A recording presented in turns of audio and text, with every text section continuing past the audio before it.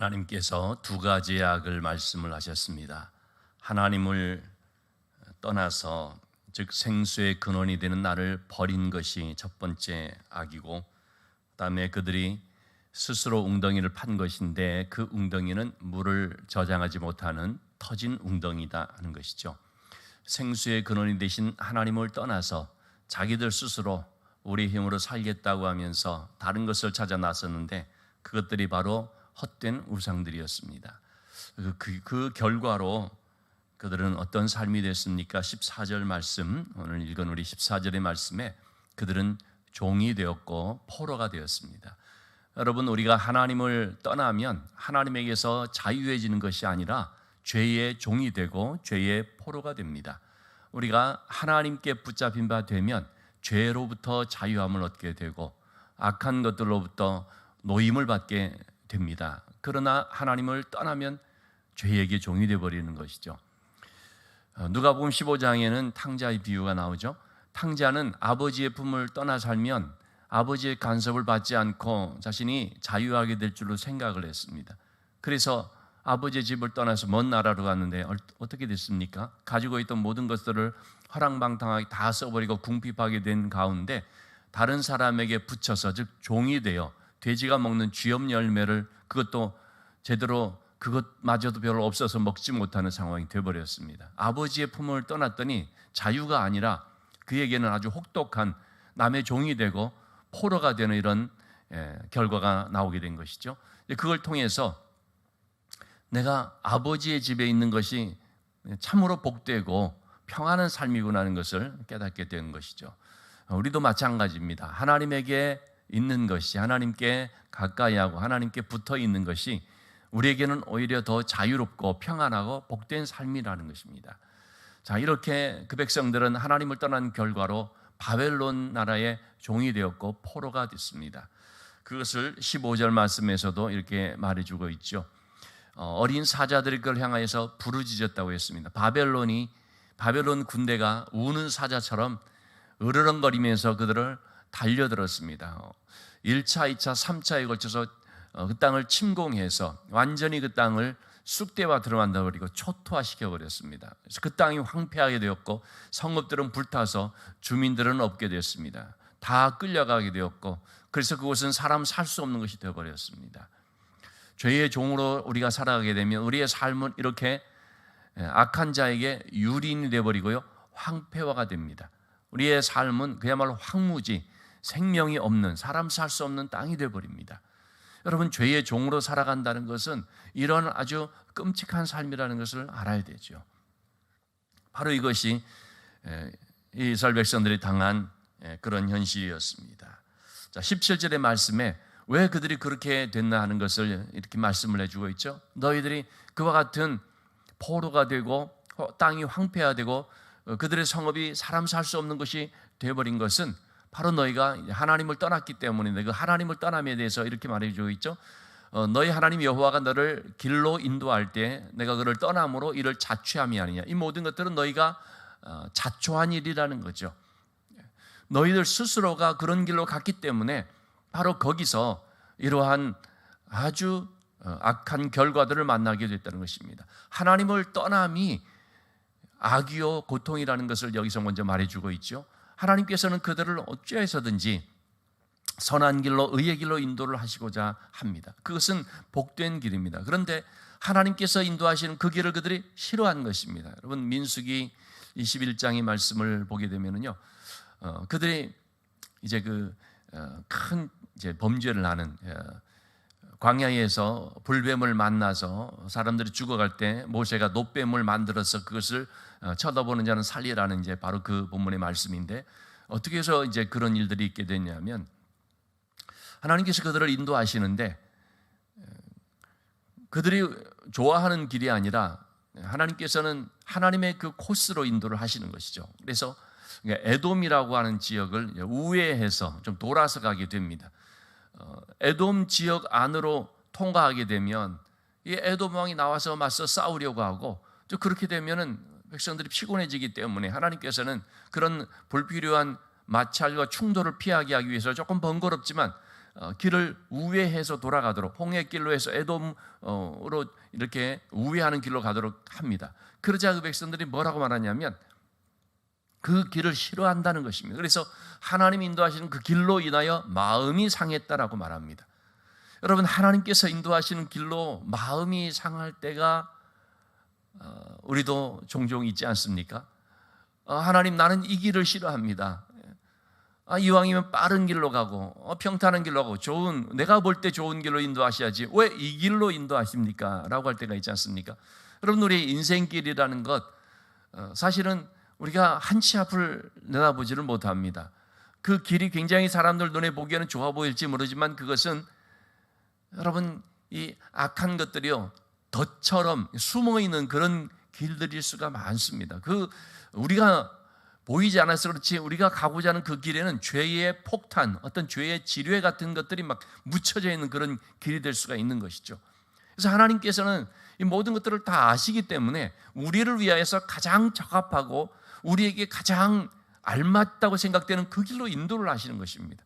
그런데 그 백성들은 그 광야 길에서 마음이 상하여서 그러면서 그들은 해서는 안 되는 말들을 그냥 막 쏟아내는 거죠. 이 광야에는 먹을 것이 만나밖에 없다. 우리는 이 음식을 싫어한다. 여러분, 그 광야에서 하나님이 만나를 먹여주실 때 얼마나 좋아했습니까? 먹을 것도 없고 마실 것도 없다고 하는 바로 그런 상황 속에서 하나님이 만나를 내려주시는데 정말 그 만나를 통해서 그들이 하늘 양식이라고 할 수 있는 바로 이 하나님의 주시는 양식을 통해서 그들이 이렇게 살 수가 있게 된대. 근데 그들은 이걸 싫어하노라. 그러면서 원망, 불평, 가진 그런 하나님에 대한 그런 상한 마음을 막 쏟아내는 것입니다. 그로 인하여 그들이 불뱀에 물려 이제 죽는 그런 하나님의 심판, 하나님의 징계를 이제 받게 되는 것이죠. 어쨌든 이들은 이렇게 하나님께서 인도하시는 그 길을 싫어하여서 내가 알아서 가겠다 하면서 하나님의 인도하시는 길을 떠나버리는 거죠. 여러분, 그 하나님께서 인도하시는 길을 떠나버리면 어떻게 되겠습니까? 잘못된 길로 가는데 바로 그 잘못된 길은 그야말로 죄의 지뢰가 또는 죄의 어떤 폭탄들이 묻혀져 있는 그런 곳이라는 거죠. 그렇게 잘못된 길로 들어가가지고 그냥 여기서 펑펑 터지고 저기서 펑펑 터지고 하는 그런 일들이 생기죠. 자, 그러면 그들이 하나님을 떠나서 어떤 길로 가고자 했습니까? 18절의 말씀 보니까 네가 시올의 물을 마시려고 애굽으로 가는 길에 있으면 어찌 됨이며 내가 또 그 강물을 마시려고 아수르로 가는 길에 있으면 어찌 됨이냐. 시올의 물이라는 것은 나일 강물을 말하는 것입니다. 그들은 애굽을 의지하면서 또 유브라테스 강 아수르를 의지하면서 우리가 그 물을 마셔야 되겠다. 우리는 하나님이 주시는 이 물을 가지고는 안 되겠다. 여러분, 하나님이 주시는 물은 생수의 근원인데 근데 그 물을 버려버리고 자기들이 스스로 찾아 나선 그 길, 그 물, 그게 뭐냐면 애굽을 의지하는 것이었고 아수르를 의지하는 것이었습니다. 기껏해야 그들이 의지하는 것이 뭐였습니까? 주변에 있는 강대국을 의지해 살아가겠다는 것입니다. 하나님을 떠난 인생은요 바로 그처럼 잘못된 물을 찾게 되어 있습니다. 근데 그 잘못된 물이라는 것은 전부 보면 뭐냐면 인간적인 거죠. 내가 보기에 힘이 될 만한 것이라는 것. 사실은 그것이 힘이 되는 것이 아닙니다. 나 애굽을 의지하면 어떻게 됩니까? 애굽의 종이 되어버립니다. 아수르를 의지하면 아수르의 종이 되어버립니다. 하나님은 그걸 아시기 때문에 절대로 그들을 의지하지 말아야 된다. 하나님만을 의지해야 된다.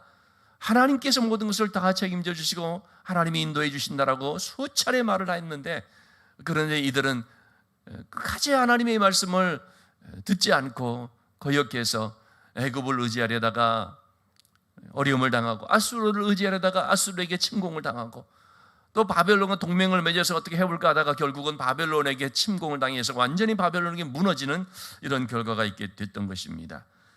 바로 하나님께서 그 부분들을 얘기하고 있습니다. 자, 그래서 19절의 말씀에 너의 악이 너를 징계하고 너의 반역이 너를 책망할 것이라고 말합니다.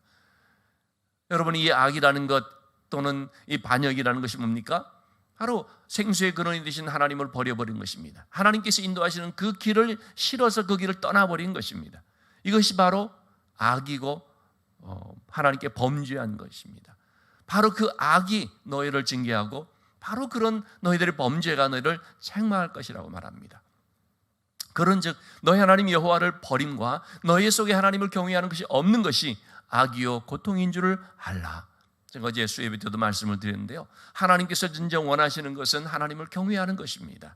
이 땅에서 우리가 무엇이 되었든 어떤 삶을 살든 뭐 돈이 좀 많을 수도 있고 적을 수도 있고 어떤 사회적인 지위를 가질 수도 있고 못 가질 수도 있고 다양한 여러 가지 직장, 직업을 가지고 살아갈 수가 있는데, 그 어떤 삶을 살든 중요한 것은 뭡니까? 그 중심 속에 하나님을 경외하는 것입니다.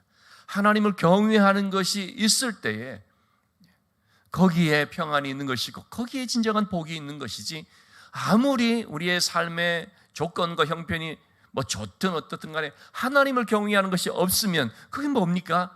그 하나님을 떠난 자체가 악이요 고통이라는 것입니다. 하나님을 떠나 사는 것이 악이고 고통입니다. 돈을 아무리 많이 가지고 있다 한들 하나님을 떠나 살면 어떻습니까? 하나님을 경외하지 않으면 그 자체가 악이고 고통이라는 것입니다. 자신에게 주어진 이 물질을 가지고 그 많은 돈을 가지고 어떻게 살아갈까요? 하나님을 떠나 사는 사람들의 모습을 우리가 너무나 잘 알고 있지 않습니까? 어떻게 살아갈까요? 세상적으로 출세하고 높은 지위를 가졌다고 하십시다. 하나님을 떠나 살아간다고 한다면 그 사람의 삶이 과연 어떡할까요? 고상하게 살아갈까요? 천만의 말씀입니다. 오늘날도 우리 사회 지도층 인사라고 하는 그런 사람들이 그 좋은 어떤 지위라든지 그 어떤 권세들을 가지고서 어떻게 살아가는지 알지 않습니까? 정말 여러분 그냥 흥청망청하면서 너무나 퇴폐적이고 방탕하고 악하게 살아갑니다. 하나님을 떠나 살기 때문에 그런 것입니다. 하나님을 경외함이 없으면 그 자체가 악이고 고통이 되는 것입니다. 그러면서 하나님께서 말씀하시는 것이 너희가 과거부터 어떤 죄악 가운데 있었느냐라는 것이죠. 그들의 행음하고, 이 행음이라는 것은 우상 숭배를 말하는 영적 간음을 말하기도 하지만 또 동시에 정말 그들의 삶이 육적으로도 너무나 부패하고 퇴폐적이고 음란하게 되었던 것을 말하는 것이죠. 21절의 말씀입니다. 내가 너를 순전한 참 종자 정말 귀한 포도나무로 심었다는 거죠. 어디다 심었습니까? 이 가나안 땅에 하나님께서 약속하신 땅으로 인도해서 그곳에 잘 정착해 살게 했는데 여기에 좋은 종자인 아주 좋은 포도나무로 심었다는 거죠. 그랬더니 그들이 누구와 짝해버렸습니까? 이방 포도나무와 짝하여서 그들의 악한 가지가 되어버리고 말았습니다. 이방의 포도나무, 우상 숭배하고 하나님 없이 살아가는 그들과 똑같이 그들에게 속해서 그들에게 동화되어서 그래서 그들의 가지가 되어버린 것입니다. 여러분, 우리는요 주님의 포도나무 대신 주님의 가지가 되어야 열매를 맺습니다. 주님의 가지가 되어야 깨끗게 되고 주님의 가지가 되어야 진정한 주님의 생명으로 말미암아 참 행복의 삶을 살아갈 수가 있죠. 그런데 주님의 가지가 되지 않으면 그러면 어떻게 됩니까? 우리는 누군가의 가지가 될 수밖에 없습니다. 누군가에게 속할 수밖에 없습니다. 누군가에게 종이 될 수밖에 없습니다. 하나님께 속한 자로서 하나님의 가지가 되지 않으면 필경은 악한 가지가 될 수밖에 없습니다. 악한 자에게 속하여서 악한 자의 종이 되어 그의 열매를 맺는 바로 그에게 가지가 될 수밖에 없다는 것입니다. 하나님은 그들을 좋은 포도나무로 심었는데 그들은 하나님을 떠나서 오히려 악한 가지가 되어버린 바로 이러한 그들의 죄를 하나님께서 깨닫도록 지적을 하고 있죠. 자, 그러면서 하시는 참 아주 기가 막힌 말씀을 하시죠. 22절의 말씀입니다. 너의 그런 죄에 대해서 네가 잿물로 스스로 씻으려고 많은 비누를 가지고 씻으려고 할지라도 너의 죄악이 씻어지느냐? 너의 죄악은 내 앞에 그대로 있느니라. 여러분, 우리가 소위 세탁이라고 하는 이 씻는 것, 빨래하는 이 세탁이라는 말을 여기저기 갖다 붙이는 걸 우리가 알지 않습니까? 우선 돈 세탁이라고 하는 것이 있습니다. 잘못된 돈, 범죄에 연루된 그 돈을 그것을 세탁, 어떤 몇 차례의 어떤 그런 걸 통해서 요거를 이제 이렇게 막 바꿔 나가는 것이죠. 돈 세탁이라는 말이 있죠. 신분 세탁이라는 말이 있습니다. 자기의 신분을 감추고 속이고 다른 걸로 바꾸는 이런 세탁이라는 것이 있습니다. 여러분, 그런다고 해서 그것이 바뀝니까? 그 돈이 그 돈이지, 그 신분이 그 신분이지, 그 사람이 그대로지. 이렇게 자기를 세탁해 보려고 하는데, 잿물로 씻고 비누로 씻으면서 이렇게 해보려고 하는데 그게 되냐 말입니다. 예레미야에서도 그런 말씀을 합니다마는, 표범이 자기의 반접을 없애려고 한들 없어지겠느냐. 흑인들, 구스인들이 자기의 이 피부, 까만 피부를 이거 좀 씻어내려고 피부를 문지르러 한들 그거 벗겨지느냐 말이죠. 피부만 아플 뿐이죠. 우리의 죄가 그렇다는 것입니다. 이 죄라는 것은 속성이기 때문에, 이 죄가 딱 박혀있는 이것은 그 무엇을 가지고 자꾸 우리 스스로를 어떻게 해보려고 해도 이건 씻어지는 게 아니라는 것입니다. 여러분, 어떤 사람은 착각하기를 자신이 어떤 선행을 많이 하면 죄가 없어지는 줄로 착각을 합니다. 너무나 어리석은 일이죠. 여러분, 어떤 사람이 끔찍한 죄를 지었습니다. 그렇다고 그 사람이 큰 무슨 선행을 했다고 해서 죄가 없어집니까? 그 죄는 그대로 대가를 받아야 됩니다. 죄는 그대로 있습니다. 이 죄가 해결될 수 있는 방법은 단 한 가지뿐입니다. 그 대가를 지불하는 것입니다. 그래서 하나님께서는 우리의 이 죄를 예수 그리스도에게로 담당을 시켜서 예수님으로 하여금 죄의 대가를 지불하게 하셨습니다. 우리의 죄 문제가 해결될 수 있는 방법은 단 한 가지, 그거밖에 없기 때문에, 그래서 우리로 하여금 예수 그리스도의 보혈의 피로 말미암아 죄의 사함을 받도록 해주신 것입니다. 예수님의 모든 대가를 지불했기 때문에 우리는 그 어떤 비누로 우리를 씻는 것이 아니라 예수 그리스도의 보혈로 우리를 씻게 될 때에, 그럴 때 그 죄가 사함을 받는 것이고 우리가 씻김을 받는 것이고 죄 문제가 해결이 되는 것이죠. 자, 그래서 우리는 내 힘으로 되는 것이 아니라 오직 예수 그리스도의 공로로 말미암아, 십자가의 공로로 말미암아 우리가 깨끗해질 수 있고, 우리의 죄 문제가 해결해질 수 있고, 그래서 우리가 하나님께로 가까이 나갈 수가 있고, 그래서 우리가 하나님과 연합되어서 하나님과 바른 관계 가운데 살아갈 수 있다는 사실을 이제 깨닫게 되는 것입니다. 우리는 이 두 가지의 사실을 오늘 말씀 통해 기억해야겠습니다. 첫째는 내 힘으로서 죄 문제가 해결될 수 없다는 것입니다. 결코 내 힘으로는 되지 않는다는 것입니다. 포도나무 대신 예수 그리스도를 떠나서 우리는 아무것도 할 수가 없습니다. 나는 포도나무에 너희는 가지니 너희가 내 안에 있고 내가 너희 안에 있으면 이 사람은 과실을 많이 맺으리라. 그러나 가지가 포도나무를 떠나면 그 사람은 밖에 버리져 밟혀질 뿐이다라는 말씀처럼, 너희가 나를 떠나면 아무것도 할 수 없느니라. 우리는 사실을 깊이 깨달아야 됩니다. 우리가 이 땅을 살아가면서 하나님을 떠나 살게 되면 아무것도 할 수가 없을 뿐만 아니라 그 사람은 아무것도 아니라는 사실을 명심을 해야 되죠. 우리가 하나님을 떠나 살면 내 존재 자체는 아무 의미가 없습니다. 왜 그렇습니까? 생명이 없으니까. 생명을 떠나 있으니까. 두 번째로 우리가 기억해야 할 것은 시편 73편 28절의 말씀처럼 하나님께 가까이함이 내게 복이라. 하나님께 가까이 한다는 것입니다. 진정한 복은 하나님께 가까이함이라는 거죠. 하나님을 떠나 살수록 고통이고 악이지만 우리가 하나님께로 가까이 할수록 어떻습니까? 고통이 해결됩니다. 고통에서 벗어납니다. 하나님을 떠나 살수록 고통이 심하지만 하나님께로 가까이 나갈수록 그 고통으로부터 이제는 우리가 멀어지는 것이죠. 하나님께로부터 멀어질수록 우리는 평안을 잃어버리게 되지만 하나님께로 가까이 나갈수록 어떻습니까? 하나님의 평강을 우리가 누리게 됩니다. 하나님께 가까이 하면 복이라는 것이 뭡니까? 생수의 근원 되신 하나님의 은혜 안에 살아가기 때문에 하나님께서 우리에게 평안을 주시고 기쁨을 주시고 삶의 진정한 영적 만족을 주시고 무엇보다도 생수의 강이 우리 안에서 흘러넘치도록 하심으로 우리가 물된 동산과 같은 삶이 되는, 그래서 하나님께 가까이 하는 것이 복이다 말씀을 하고 있습니다. 하나님을 떠나 살면 죄의 종이 되고, 하나님을 떠나 살면 우리의 땅이 황폐화되고, 하나님을 떠나 살면 우리는 밖에 버려질 뿐이지만, 그러나 하나님께로 가까이 나갈수록 우리의 삶은 선한 삶이 되고 선한 열매를 맺게 되는 것이고, 고통이 아니라 평강을 누리게 되는 것이고, 아무것도 아닌 자에서 30배, 60배, 100배의 결실을 맺는 삶으로 바뀌어지는 것을 우리가 보게 됩니다. 오늘도 우리는 하나님을 가까이 하는 삶이 될 수 있기를 바랍니다. 어떻게 우리가 하나님을 가까이 하는 것입니까? 먼저 죄를 회개하는 것이죠. 그리고 하나님의 말씀을 준행을 하는 것입니다. 하나님의 말씀은 즉 그것은 하나님의 길로 행하는 것입니다. 하나님이 인도하시는 그 길로 순종하는 것이 바로 하나님의 말씀을 따라 사는 것이고, 그것이 바로 하나님을 가까이 하는 것입니다.